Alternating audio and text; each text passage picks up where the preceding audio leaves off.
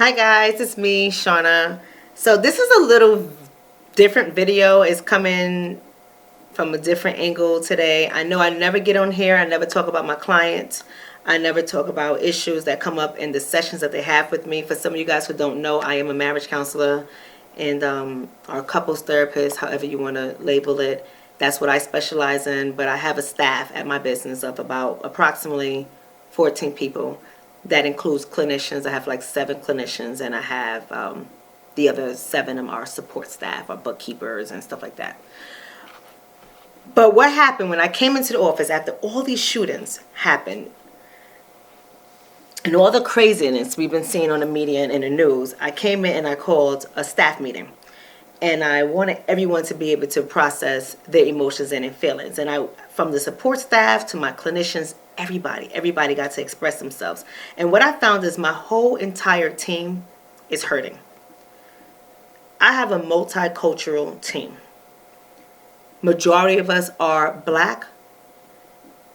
99.9% of us are people of color, with the exception of one person who is white. She's a white girl.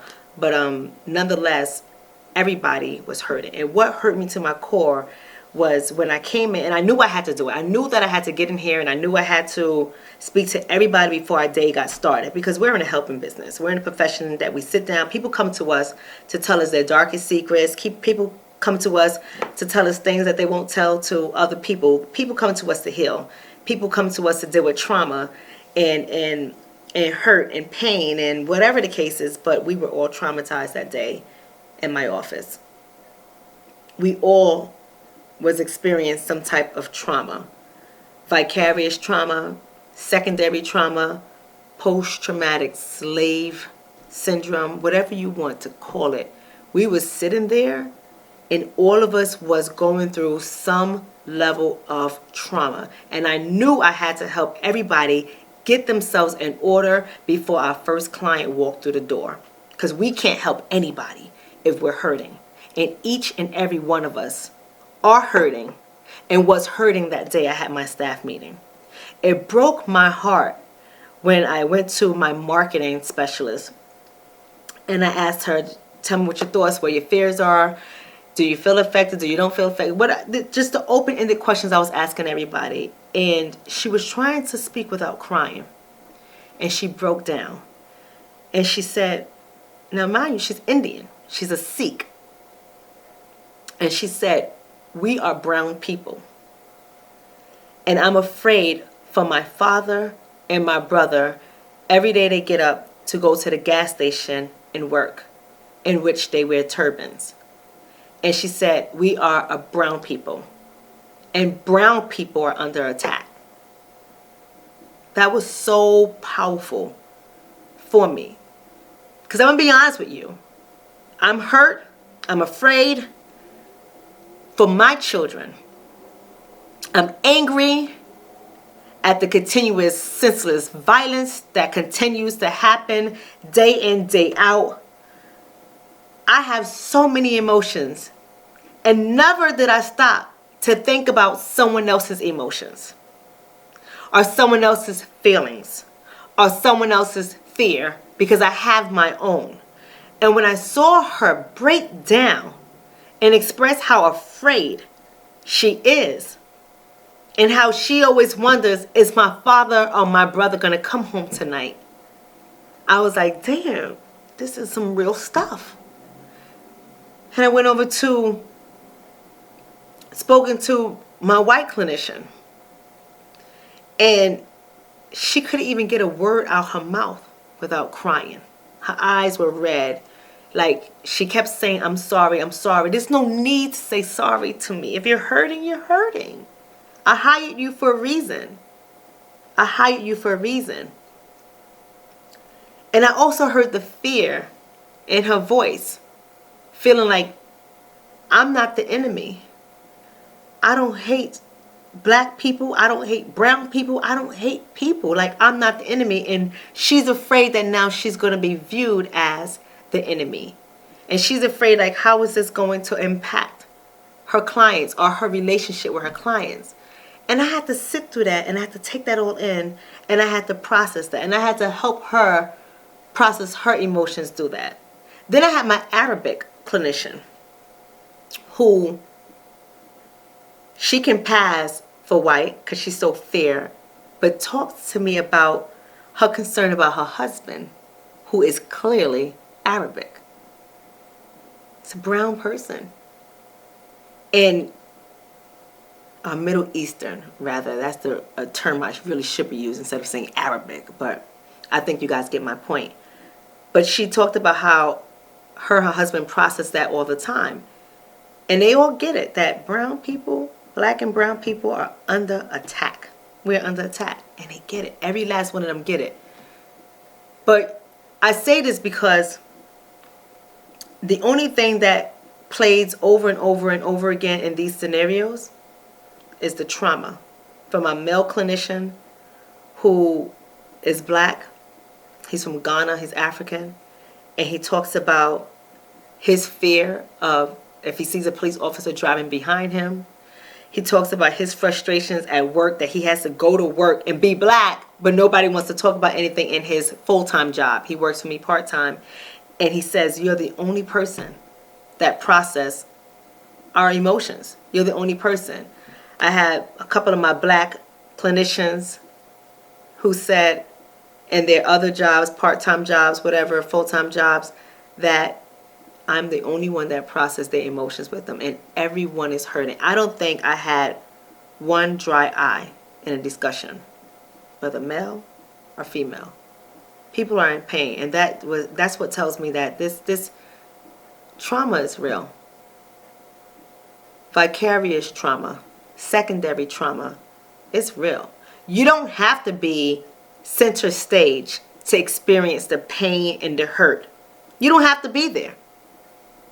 You can get it through viewing TV. You can get it through discussions with people. You can get it by having someone else express their hurt and their pain. And then all of a sudden you feel the trauma and it takes over your life. My clients and my staff are losing sleep.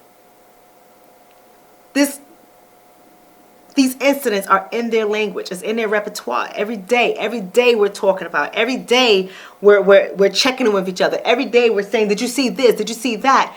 Every day is something all wrapped around what's going on in the media because the trauma is so bad right now. I tell them, if you don't have a clinician, get one.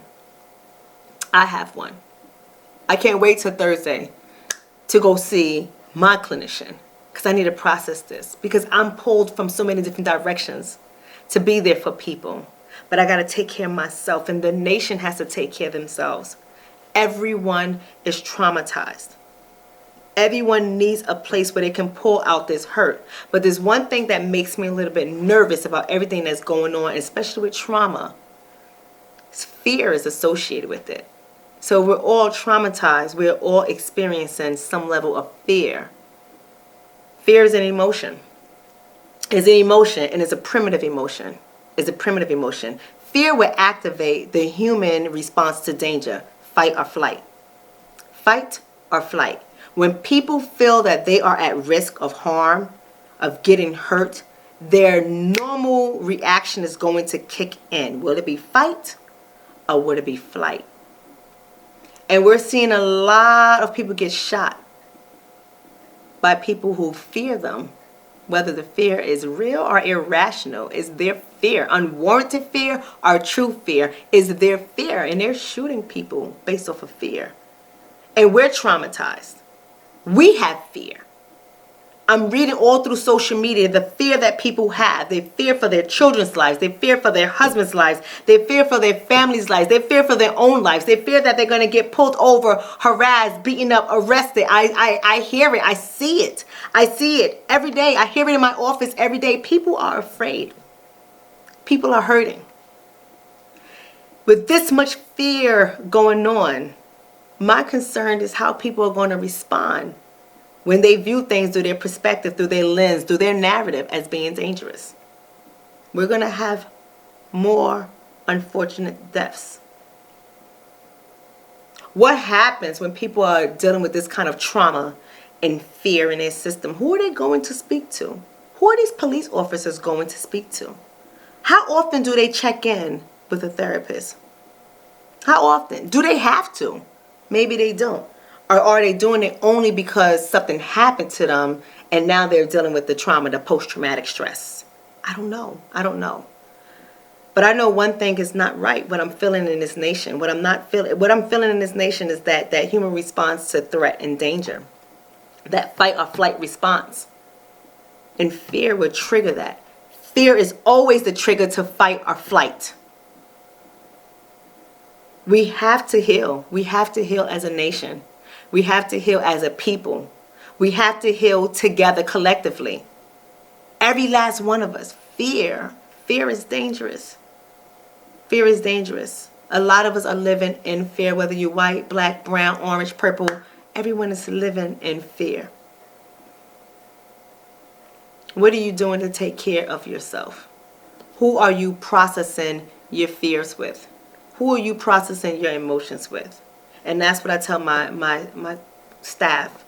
I don't have to say to my clients as they come here. And even every last one of my clients since these incidents, before we even start session, we check in with the world and what's going on.